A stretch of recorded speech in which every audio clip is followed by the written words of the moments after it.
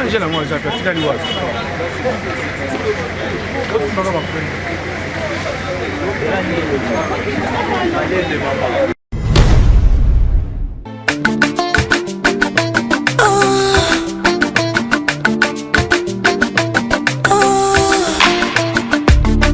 Nauti musika na kata molili ya mokili oyo nasala kinyonso na lekisa tango nanga ya pamba. Nauti musika na kata molili ya mokili oyo nasala kinyonso na lekisa tango nanga ya pamba. Na finga kotola bato na bibana mibali ya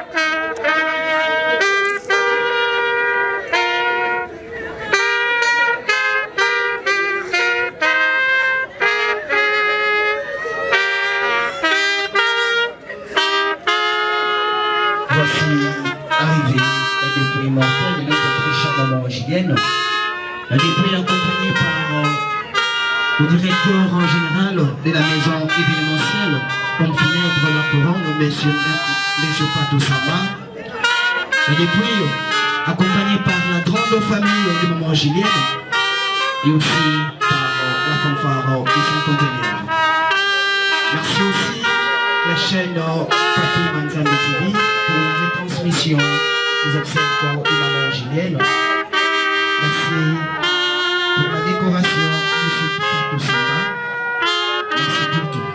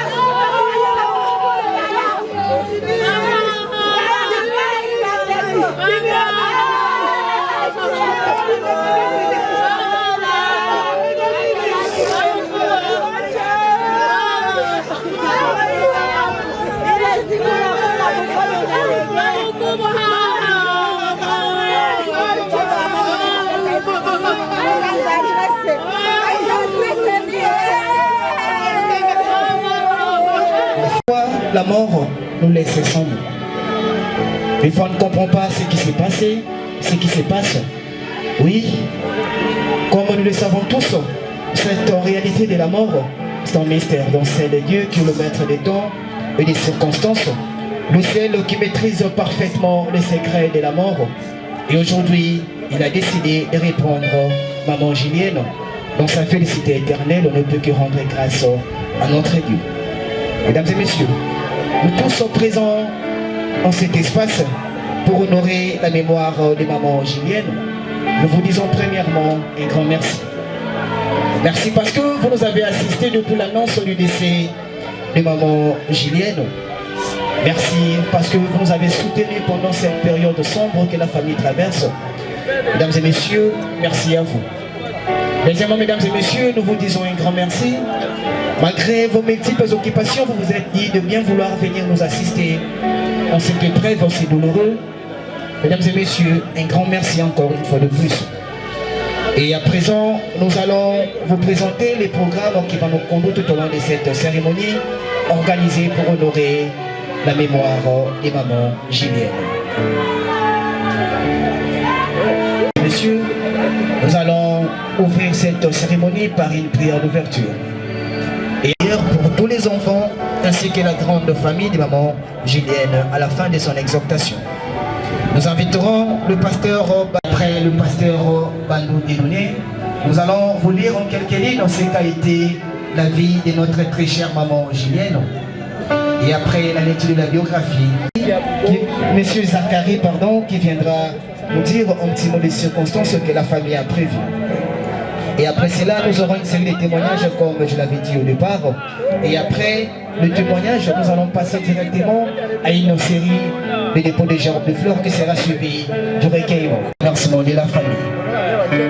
Et après ces mots, mesdames et messieurs, et après l'enterrement, nous allons tous nous retrouver dans la salle polyvalente Inga pour le bain de consolation.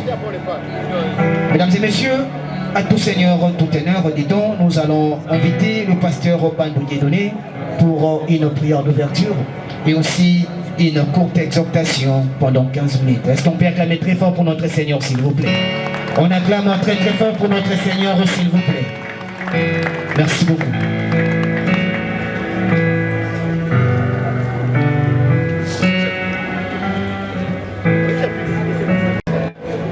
Gloire au Seigneur. Alléluia. Alléluia. Béni soit ton nom, Seigneur notre Dieu, toi qui nous réunis en ces lieux ce matin.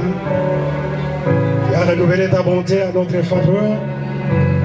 Et tu nous donnes cette opportunité de nous réunir en ces lieux pour rendre nos derniers hommages à celle qui a vécu avec nous, ta fille, ta servante, oh Dieu.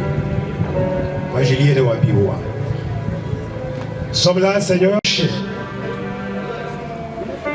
par la séparation douloureuse avec notre bien-aimé. Pareille circonstance. Père, sois l'honneur et la gloire pour tout ce que tu fais à nos familles respectives et surtout pour cette circonstance. Toi qui es le véritable consolateur. Au nom de Jésus-Christ. Amen. Ceci et l'homme a fait autre chose. Et cette désobéissance qui est le péché l'a séparé avec son Dieu, mais pas son amour. La présence, gloire au Seigneur. Gloire au Seigneur. De Dieu, comme nous avons dit, parce que c'est lui notre autorité et il est l'autorité suprême. Mais la deuxième raison d'observer ces commandements, c'est que, comme nous avons lu dans le passage d'Ecclésiaste 12:16, en cachette, en public, nos pensées, nos dires, nos œuvres ou nos actes sont à nu et à découvert devant l'Éternel notre Dieu.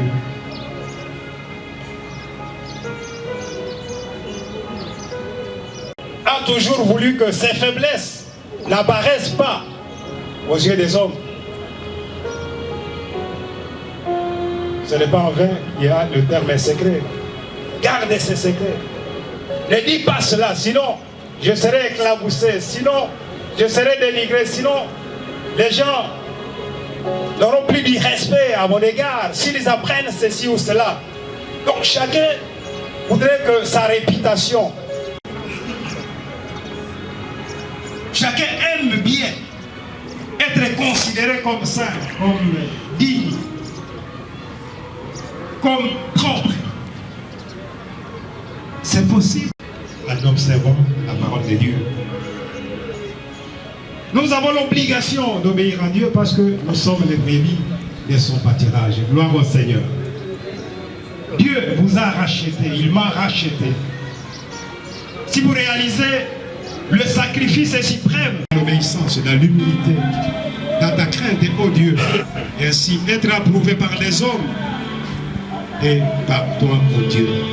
Bénis mes bien-aimés frères et sœurs qui ont tout abandonné pour venir témoigner leur amour à toi, ô Dieu, au travers de cette famille, que ta grâce se déverse sur eux. Au nom de Jésus-Christ. Amen.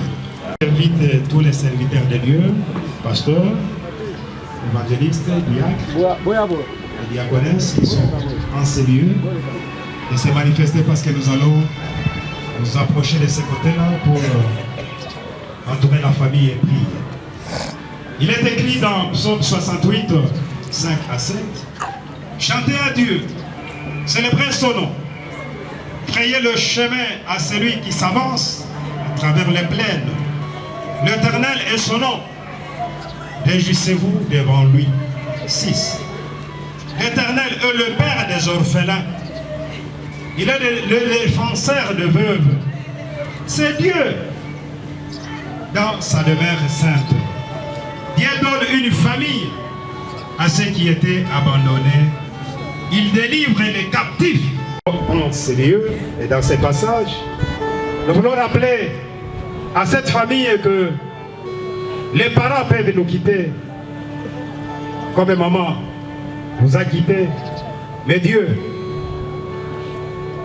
en tant que Père et responsable, il va continuer à veiller sur chacun de vous. C'est lui qui nous donne une famille. Bien-aimés, votre famille ou la famille Wabiwa, elle est géographiquement limitée. Mais en Jésus-Christ, en Dieu, tous les frères et sœurs du monde entier sont membres de votre famille. Et donc, ne vous sentez pas abandonnés. Mais celui qui a dit, je ne vous abandonnerai point, je ne vous délaisserai point, mais je serai avec vous tous les jours. C'est sur lui qu'il faut compter. Baboti bakoleka, bana bakoleka, mosungi alibota akoleka, kasi nzambe akoleka, soko moke te. Amen. Cité, bakoti kobele makwete tobondela. Zambe, Zambe, matela kabana yo. Oso kiyo, o bateri.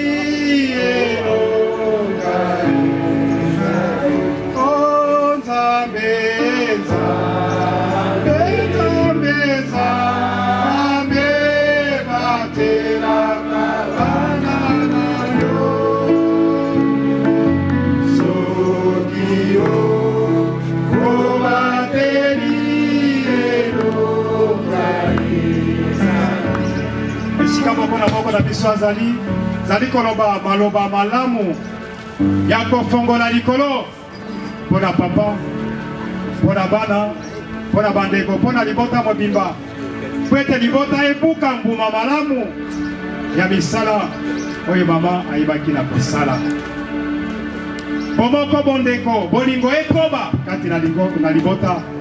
La Bible déclare que le dernier ennemi qui sera détruit, c'est la mort. Et si Kaliwa est Kotaka, il arrive des fois où Bokabwani est Kotaka, Passi est Kotaka, Maladi est Kotaka, Pona Kokanisa, Pona Mawa.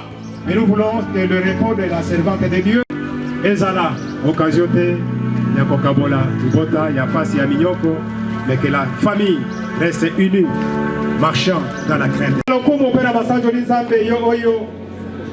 Lolenge Joba Lobakete Yahweh apesaki pe Yahweh asili kozwatika komona ye ekumisaba. Nous voulons Seigneur notre Dieu libota oyo esili kozwa na esika oyo batela yango osikola yango okundela yango butupe moi buya ya molika na sena ngolu na yo basi fama na makila na Yesu Kristo kembo na yo nzambe zipabango.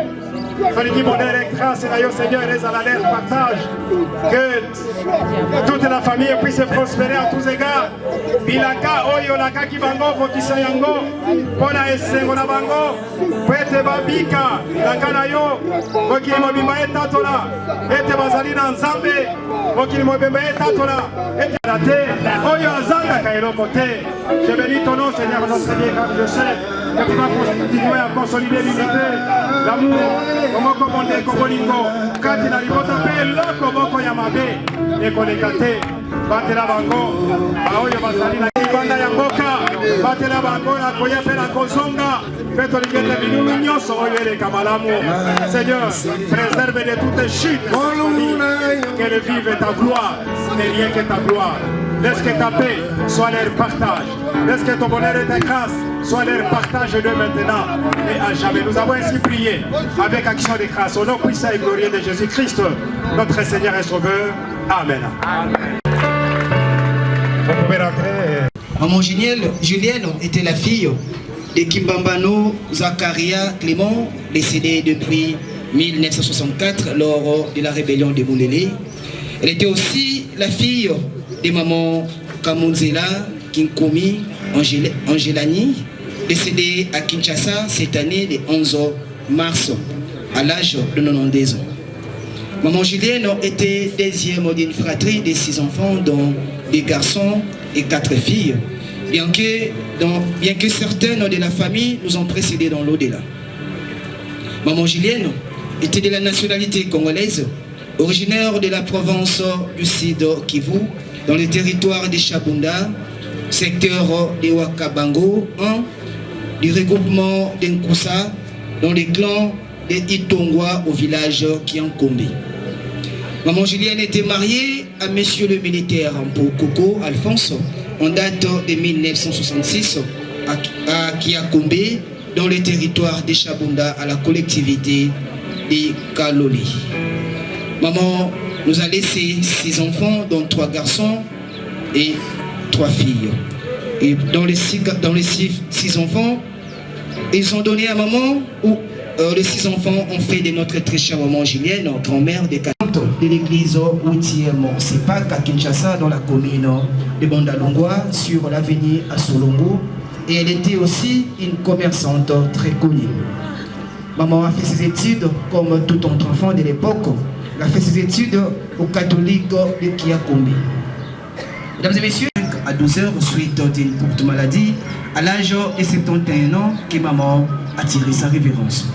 Que son âme repose en paix. Mesdames et messieurs, est-ce qu'on peut acclamer très fort pour ses qualités, le parcours, la vie de notre très chère maman Julienne. Merci d'acclamer très fort, s'il vous plaît. On acclame très Yeah, first of all, I'm going to read in the book of Psalms 103, 17. Je vais lire dans le livre de Psaumes. Yeah, 103, 17. Sorry. 103, 17. Psaume 103, verset. Psaume 103, verset 17. But the Lord has always loved those who honor him. Si tu peux lire le tout, je vais lire après. And he will continue to love them forever. Il durera toujours en faveur de ceux qui le craignent. Il ne cesse d'agir pour la justice en faveur des enfants de leurs enfants. I know that we're going through difficult moments. Je sais que nous sommes en train de traverser de moments difficiles. But God is always there for us. Mais Dieu est là et Dieu est là pour nous tous. And he loves us more than what we can imagine. Et il nous aime plus que ce que nous pouvons imaginer. I would say about my mom. Je vais parler à propos de ma mère. If I have to restart again my life, si je dois encore refaire ma vie, I'll choose her to be my lovely mother. Je vais la choisir pour être ma maman adorable. She may not longer be here anymore with us.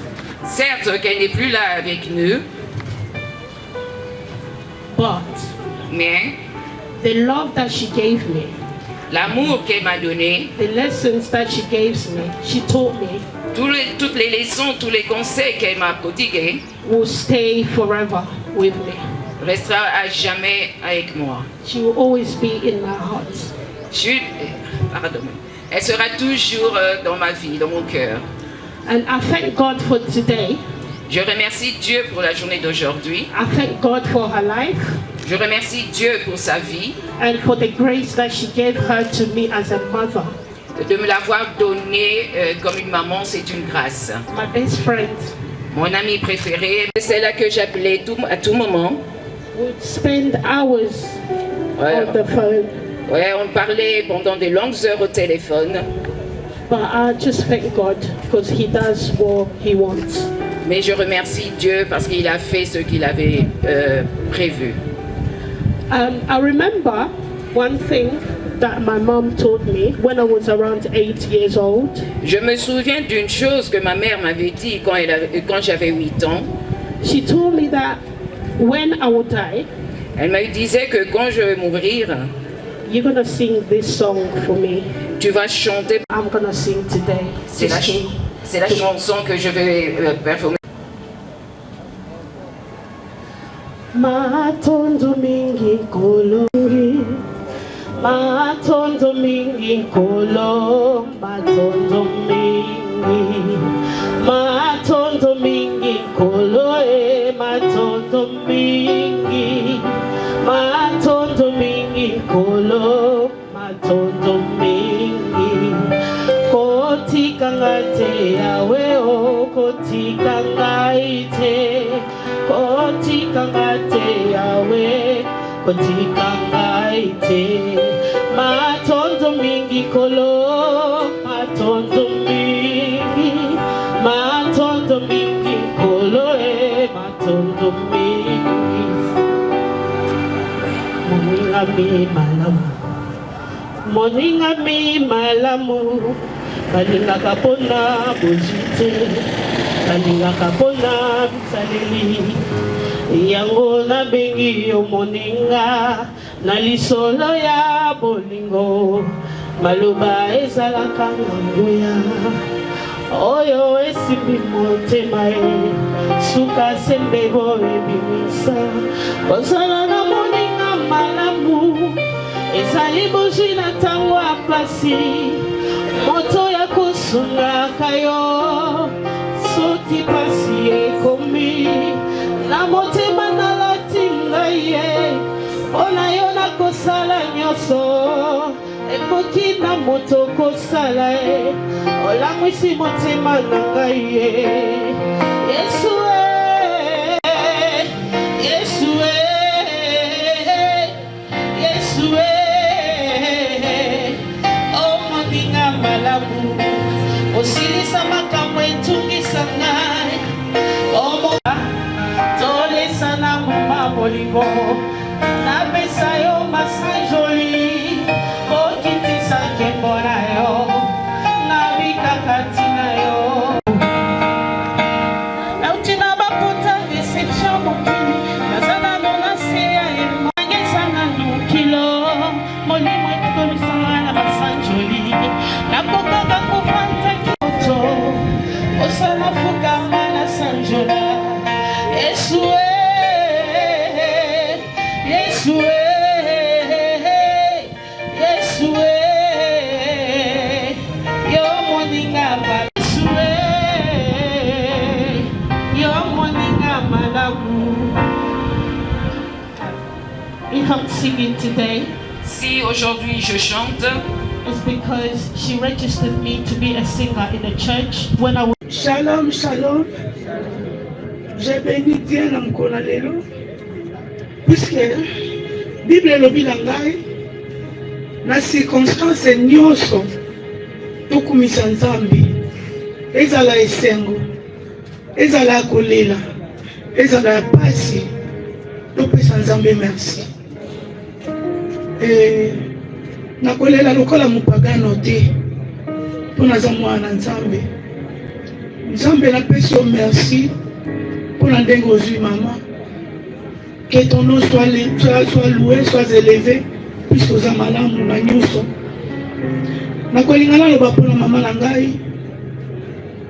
Soki lelo nayebi Nzambe, c'est grâce ya ma mère.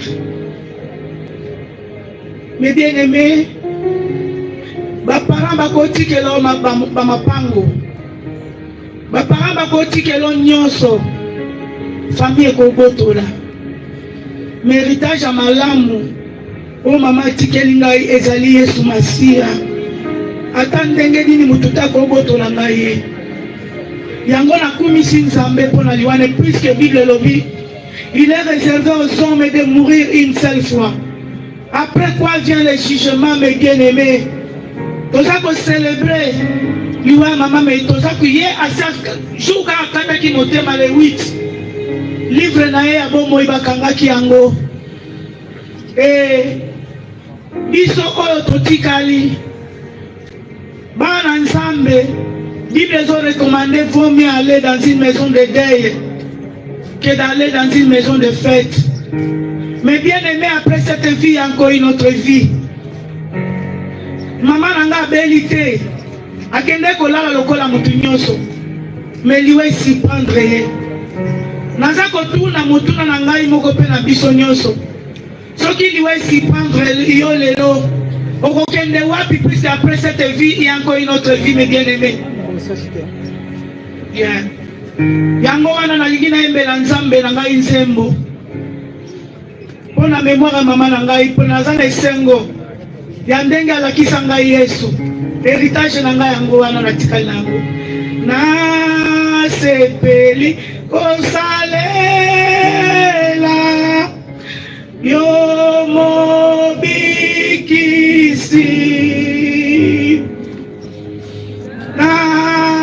esengo na mipe simo bimba na yo na sepe kosalela yo mo bikisi na esengo mipe mobimba okolo Yesu kamata mata mutima nanga onebosa nyonso nayo baba inabosa batela kangairama inabosa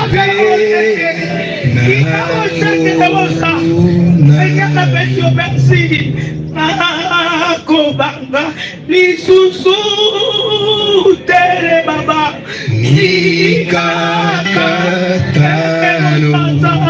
Alléluia.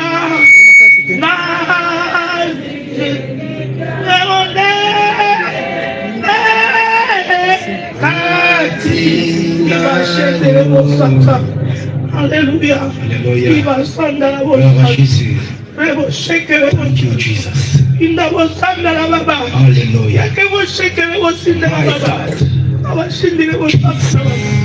Alléluia. Thank you. Merci d'acclamer très fort pour encourager notre très cher maman Esther. Merci pour cette très belle chanson, maman Esther. Mesdames et messieurs, nous allons à présent passer à la rubrique le dépôt de gerbes de fleurs qui sera suivi du recueillement. Sécurité, vous allez ensemble avec la musique. Nous allons commencer par inviter les personnes qui ont prévu les gerbes de fleurs.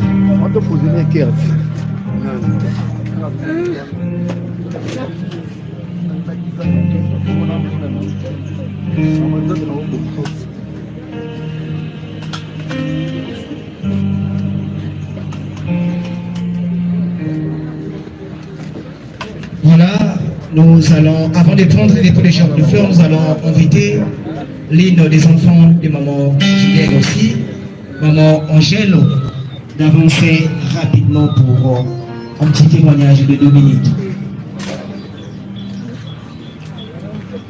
Merci d'avancer.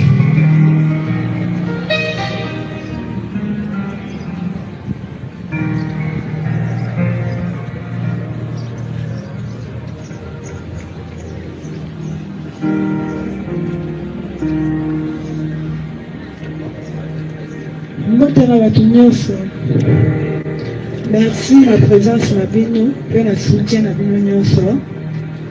Na ye omona ke ndeko ezaka o bobotami kandi botamo te.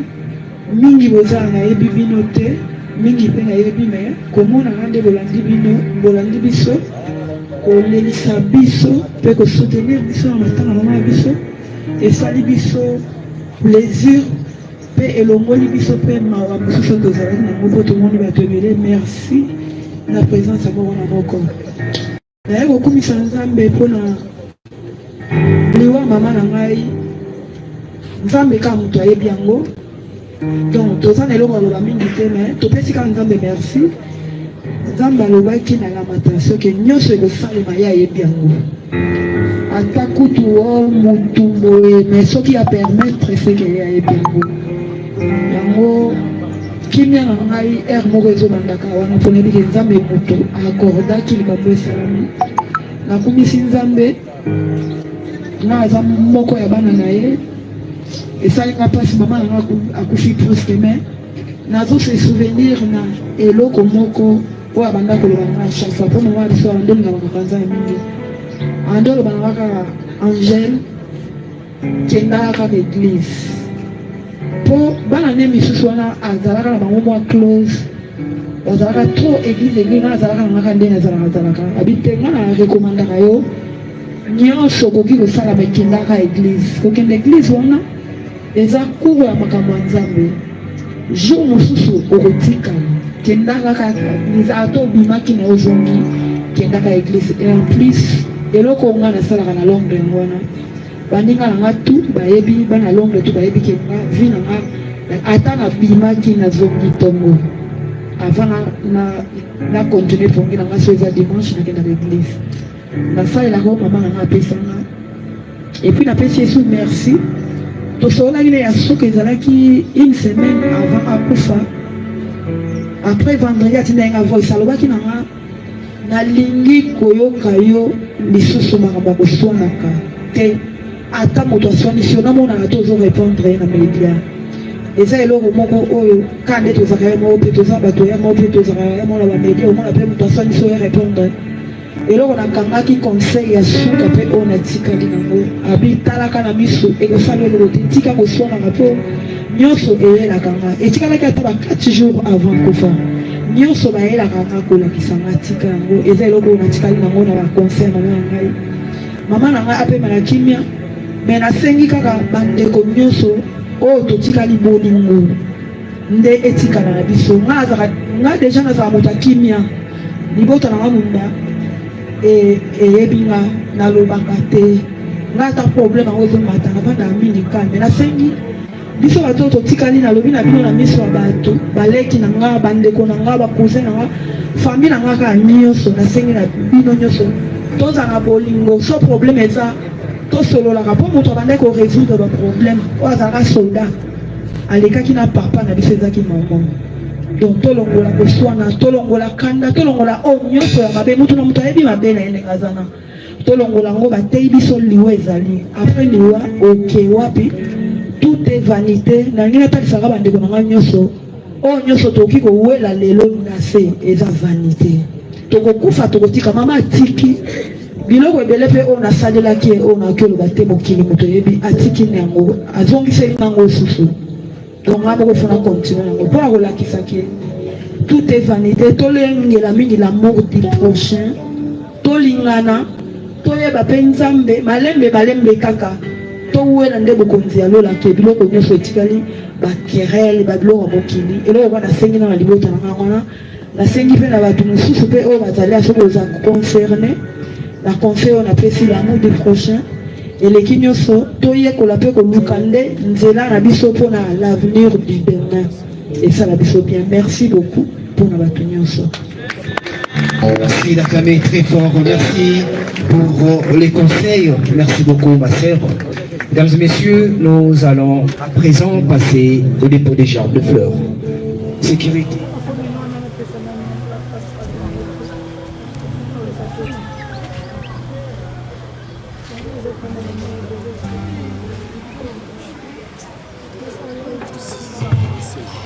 Nous avons la gerbe de fleurs.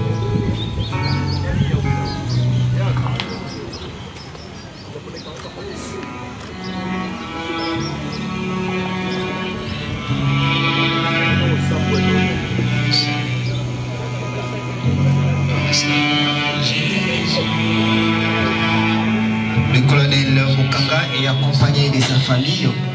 Merci d'honorer la mémoire de maman Juliette. Après le colonel Mukanga s'apprête le commandant Belone qui va aussi avancer avec la gerbe de fleurs. Le commandant Belone, vous avancez.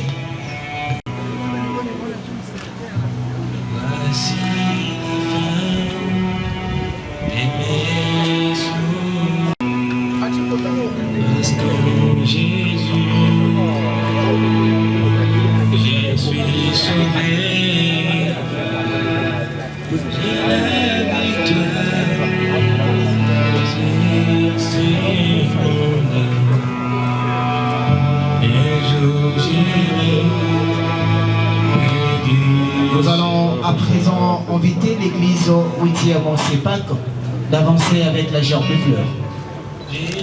L'église là où priait maman Julienne, 8e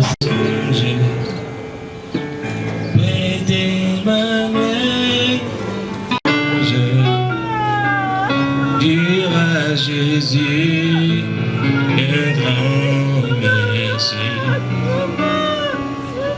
J'irai là-bas parmi les... Merci beaucoup à la l'église 8e CEPAC. Merci d'honorer la mémoire de maman Julienne. Après l'église 8e CEPAC, nous invitons l'église universelle pentecôtiste, charismatique, ministère des affranchis, là où prie l'avancer avec la gerbe de fleurs. Ministère des affranchis, vous avancez avec la gerbe de fleurs. Sur ces mondes, un jour j'irai près du Seigneur. J'irai là-bas parmi les anges, près d'Emmanuel, mes cons, passant mon temps à la louange, dire à Jésus un grand merci. Nous allons à présent inviter le pasteur Augustin Boaz d'avancer avec la gerbe de fleurs. Merci. Les anges, près d'Emmanuel, mes consolés, passant mon temps à la louange, dire à Jésus un grand merci. Un grand merci. Nous allons à présent inviter la famille de l'apôtre David d'avancer avec la gerbe de fleurs. La famille de l'apôtre David, vous avancez s'il vous plaît.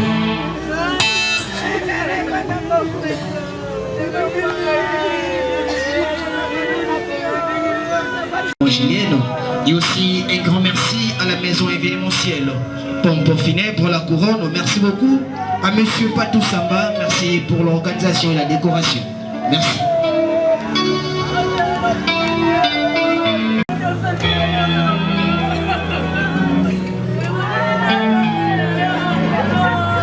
Merci d'avancer la famille de l'apôtre David. Et à présent, nous allons inviter la famille du pasteur Jean-Marie depuis la France d'avancer avec la gerbe de fleurs directement la cadette de la famille du pasteur Jean-Marie. Et après la famille du pasteur Jean-Marie, nous invitons la fraternité Rumangabo d'avancer avec la fleur. La fraternité Rumangabo, avancez avec la fleur s'il vous plaît.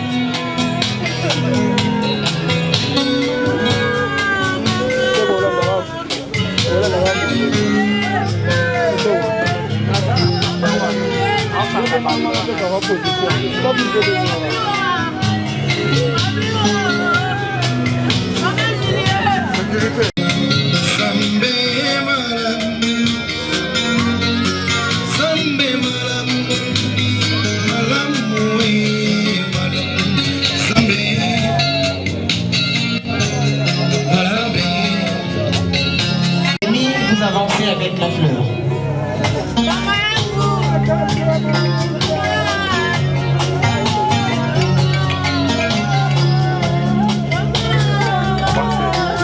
Les amis des mamans depuis Calémie, déjà passé, merci beaucoup. Les amis des Mimi d'Ifika d'avancer avec la fleur.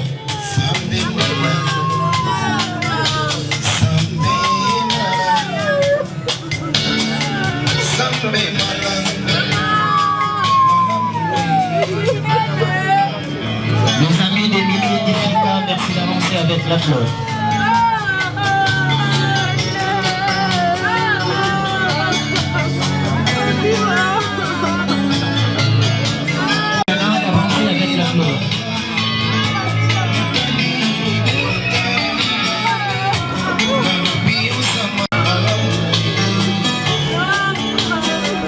de Ken Piana, vous avancez avec la fleur, s'il vous plaît.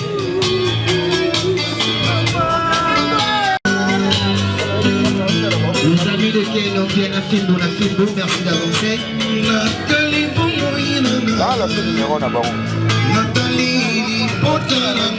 Papa va doyer un flair.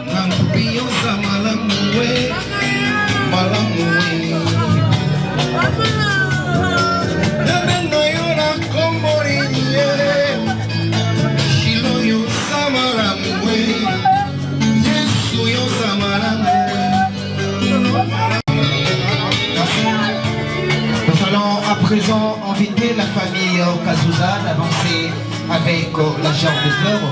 Directement la famille Ngombi, la belle famille de Ken Piana, vous avancez également avec la fleur.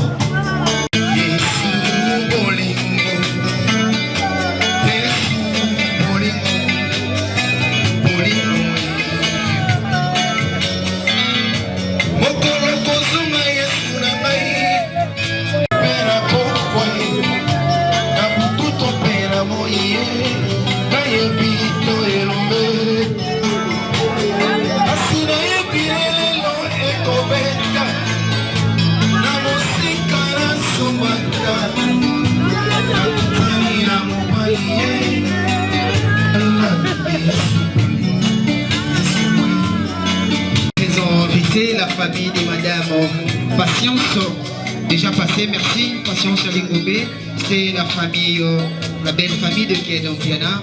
Nous allons inviter Maman Kibébé de Londres d'avancer avec la fleur.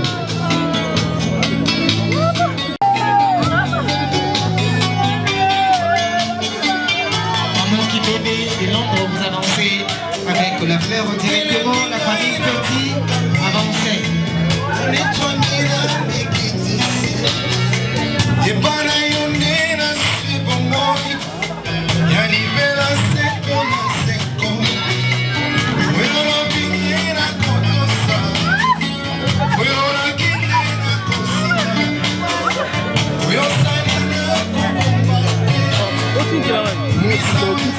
Yo no tu betul no kita.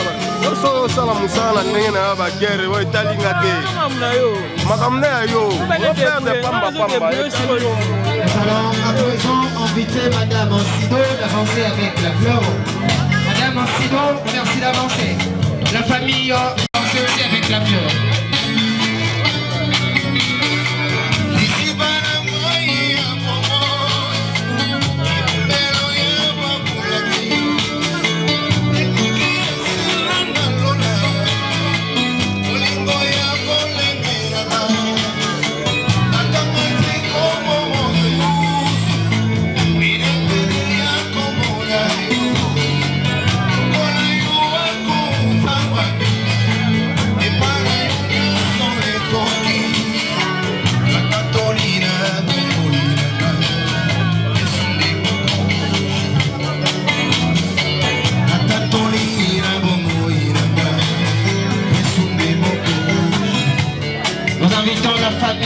Des mamans Fifi Payabo d'avancer avec la gerbe de fleurs. Directement la famille Kaïsa Vera.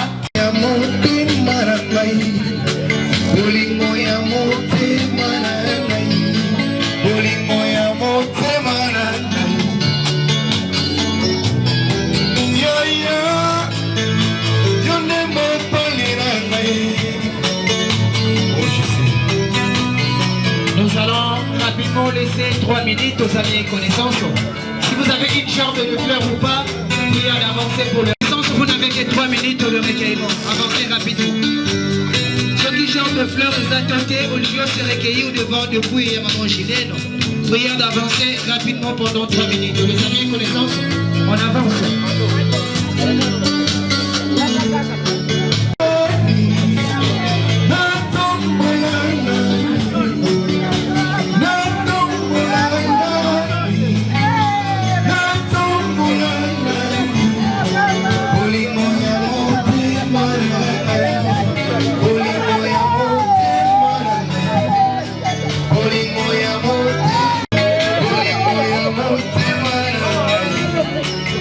Yeah.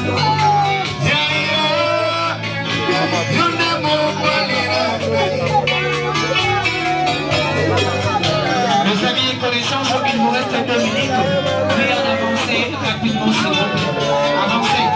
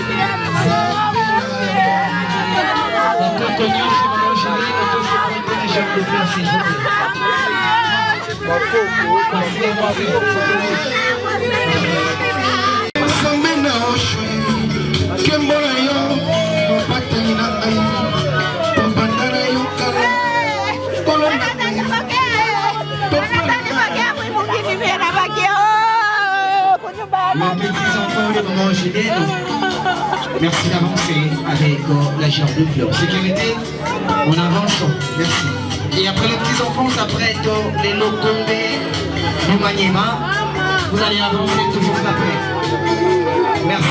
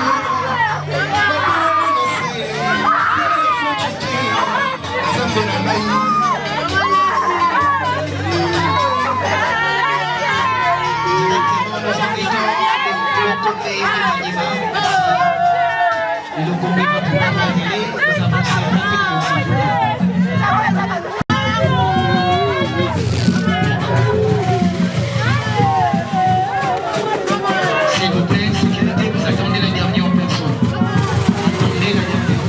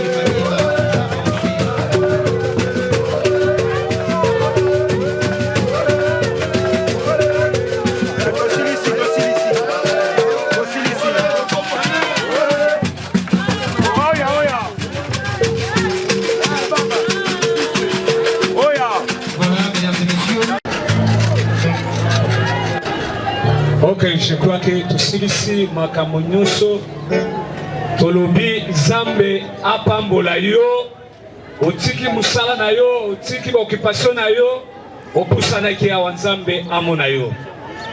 Programme na biso ezake, Tolobaki 11h juste déjà dans 11h30. Tolingi tokoma na cimetière ya Gombe, tozokende ko déposer maman na biso. Soki tosilisi na cimetière tokutani na avenue Inga numéro 4. Tokutana wana biso nyonso parce que ba biso eza 2. Eza na biso ya famille, eza na biso ya bato mususu. Soko vu place était kendo zela biso na Inga 4. Tokutani wana Nzambe amona bino. Mesdames et messieurs, c'est avec tout le respect que nous allons tous vous demander de vous lever. Levez-vous s'il vous plaît. Merci à toutes les personnes présentes dans cette cérémonie pour honorer la mémoire des mamans chiliennes. Merci à monsieur Patou Samba, le bon funèbre pour la couronne, pour la décoration.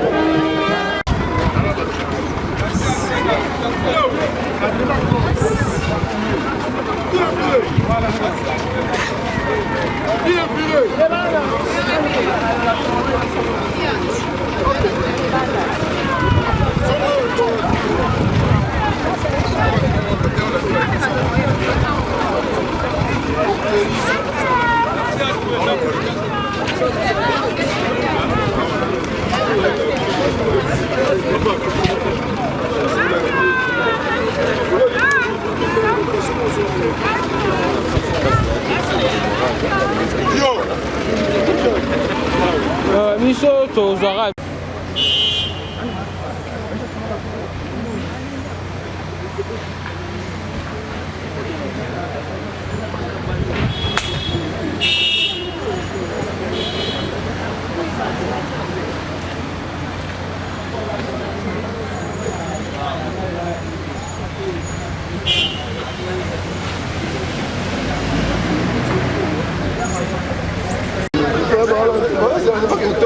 s'il vous plaît.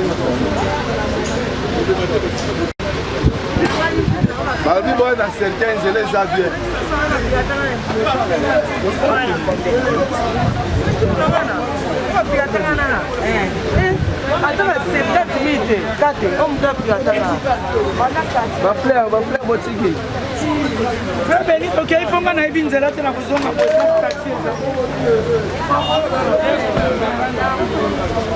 Mama nene zaotela na mambo yetu hii.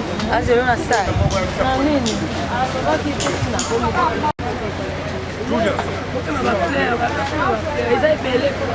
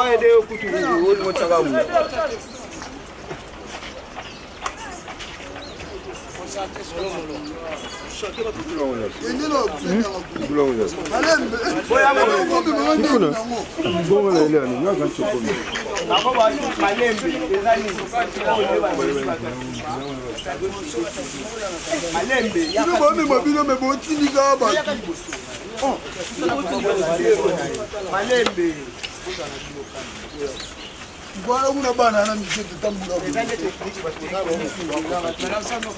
Simba Simba yaka mboki. Simba. Matapu yaka. Yaka bu. Okendo. Okendo kuna. Kende kuna de? Kota pata ma kota. Kota ba ma bole mi. Kota ma kota mi 40 ko kati. Ngo tuni lo ba songo tuma libo sukula. Ashido be yo kota si. Pesa bo ekita. Ya mata likolote zalabu. Yo mata likolo ya zala ngozo le bakefe obengela ngai.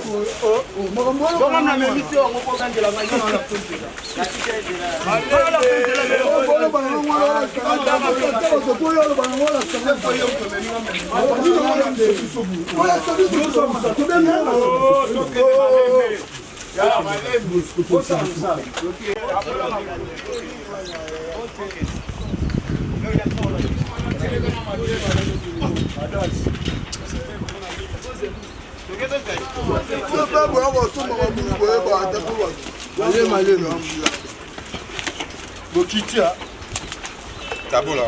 Il a filé qu'il était.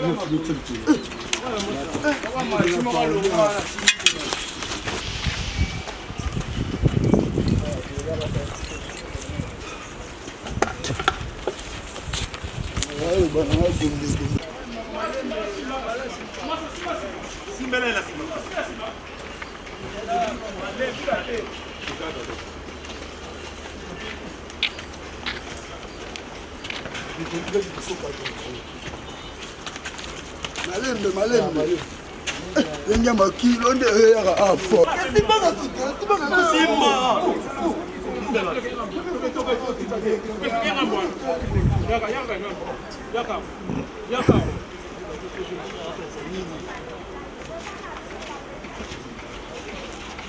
Moi même cercle ici mon équipe de bien dit bosso cercle tiens là.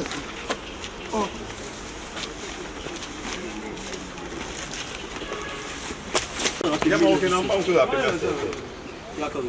Kende bina filé bima lo sauter no dia. Ni kalata.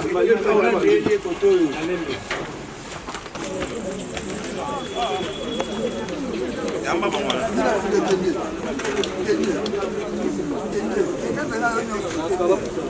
Kende. Simba. Moi de côté. La mettre ta qui avait poda.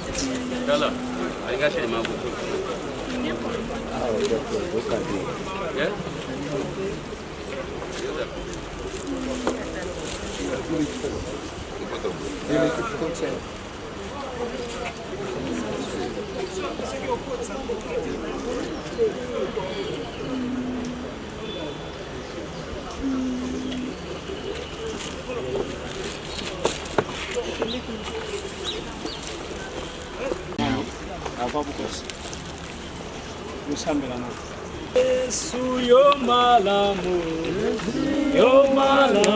mingi yo pesa kinga bomo kozala sena seko yemba aleluya nalingi kolo Yesu Masia aleluya oh aleluya na Yesu nalingi kolo nalingi papa nanga aleluya na Yesu yo malamu mingi yo pesa kinga bomo kozala sena seko mule kosilate oh aleluya na Yesu nalingi kolo nalingi papa nanga aleluya na ata bato bako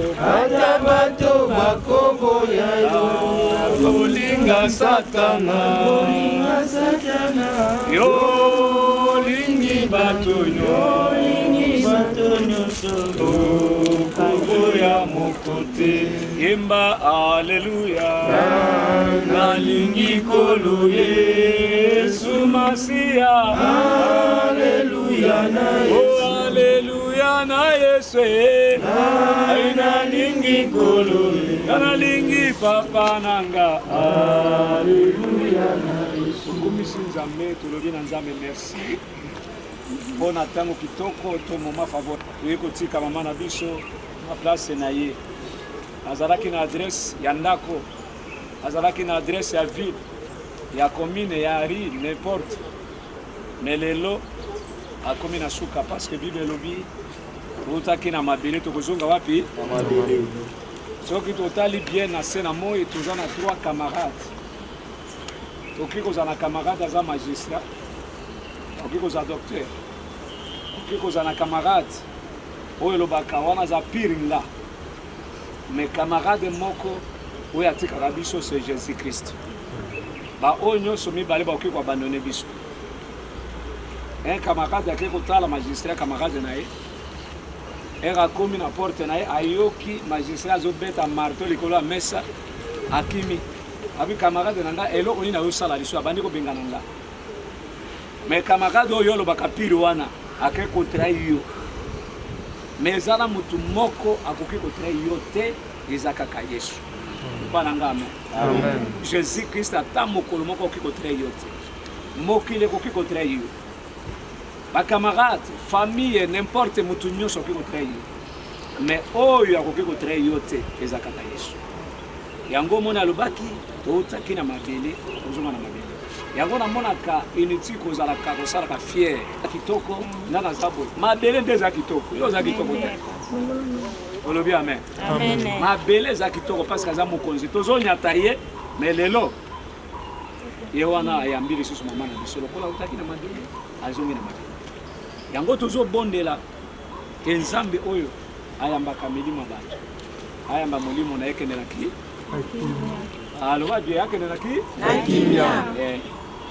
akimia biso toza bana na nzambe toza na ta te ke mama otiki biso na nani te moto abatelaka eza mama te moto abatelaka eza papa te noko abatelaka te tata mwasi abatelaka te toza na motu moko oyo abatelaka biso eza kaka Jésus Christ yango moi dans Jean 15:5 alobi sans moi vous ne pouvez rien faire nanga sangai bokosala eloko te c'est-à-dire moto okoki kobatela moto okoki kosunga biso moto okoki kosoutenir biso moto akoki kozala na biso butu moi ezaka Yesu olobi amen ezaka Yesu so na place oyo toyaka eza na bilo eza na eloko moko toyaka kozwa leso tozalaki na ye toliaki na ye totambolaki na ye makambo nyonso tosalaki mais lelo tozotika ye awa tozozonga est-ce que nani akokonsole famille oyo ekufi est-ce que eza bacamarade est-ce que eza papa Yesu kaka yango tobengaka ye aza consolateur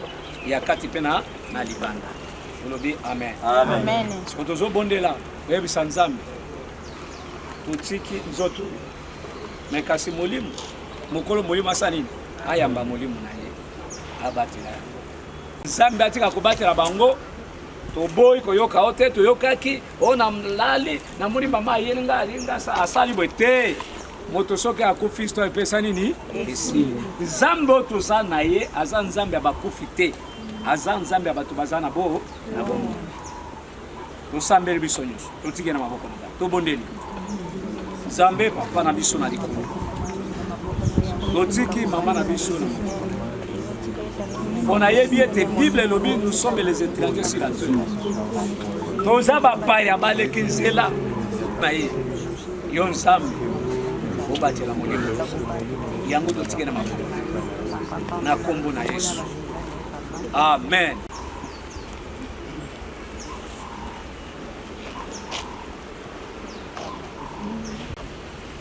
Mama oyo ate soki aza na nyongo na yo bana na ye baza bayoka bamona yo me bakofi soki mpe oza na nyongo na ye parceke bande koteka secret ntango mosusu ozwaka mpe secret ofuta te yebisa bana na ye ke nga natikala na nyongo na ye ya secret yaka ofuta okosala mpe bien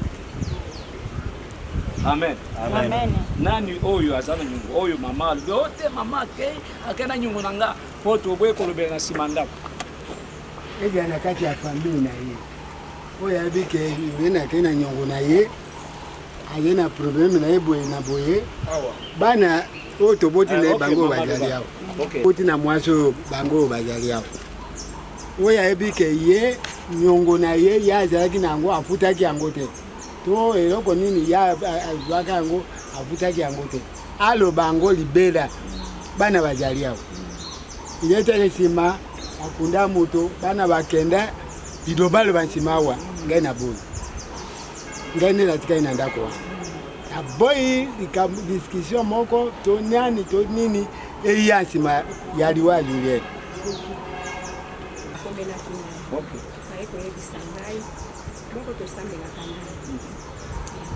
azwaka liboso na matanga ya mama ngongo boko elamba ya $35 nga nde apesanga mbongo wana na la primise faut expliquer yango po bakofuta selon ndenge eza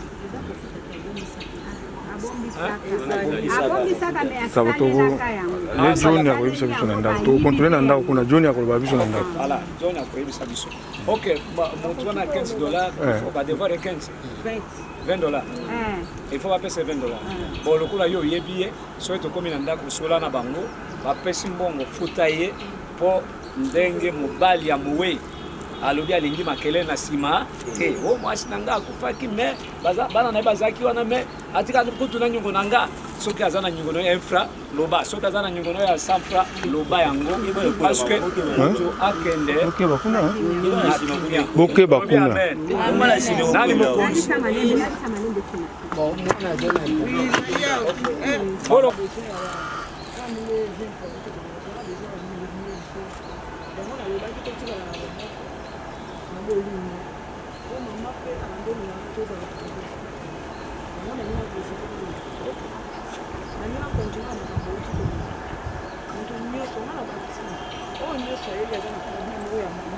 matisa mabulimi bazabu onyo soyebi ke aza na problème mama zo devoir ye eloko ezalaka mbongo te makambo nyonso ya mokili ata nzete ata eloko ata lutu ata nzungu eloko ya surtout oyo naoloba na kati ya famille bato ya libanda te mais ma famille naoloba na bino po naa deja totikala na kimia mama akufi etenga elenge naa deja ozala na problème atana mote na famille mais nasengi na bino mpe tosala yango ta mosusu atenga yango te nalingi natikala na kimia makambo ya mama na ngai ndenge atika biso moto ayebi aza na problème moko akotikala komurmure ke mama aza na eloko na ye please na bolingo ya nzambe aloba yango awa po après koloba awa tokoyoka mutu te po tokozala na temps kosolola yango te po toovanda mpe mboka moko te nga nalingi tosisa na nyonso awa après tokotikala na pierre tombala mama na bamakambo mosusu kande ezalaka po famille mpe ekoki kokufa te po mama akufi osala famille oyo mama moto aza penga neti base ya famille oyo koyeba oyo mwana noko koyeba oyo ndeko ezalaka mama wana epa bando olingaka toyebana eza mpe te so akufi nde famille ekufi sikoyo eza na biloko moko oyo ekoki koya après ekoki mpe kokabola biso tokabwani mpe po ye aza te po tokotala esiko po ekomi baproblème toki na baproblème elo na ngai aloba mwana na mosusu oyo amoni toza na problème moko penza aloba ngo nano awa po tokondamela ngo te po toza ata na ide nga nayebi ke mama aza problème ya motu te aa na nyongo ya motu te aa na motu te mais aza na dese oyo ayebi ok toloba kaka oyo esimbaki te yebisa angele omoni boye makambo ezalaki na motema na nga ezalaki oyo mosusu aye oyo biso après awa tokosala réconciliation kaka tosalani pardon obondeli mama akende na kimia affaire ya bobwaka olani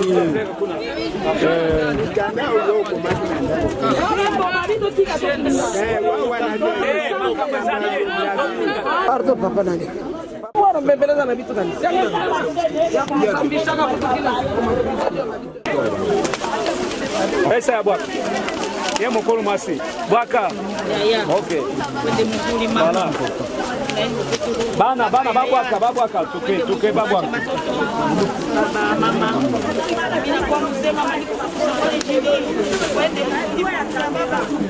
Gamari, kuya sasa twende. Bobwaka tosala mwamba.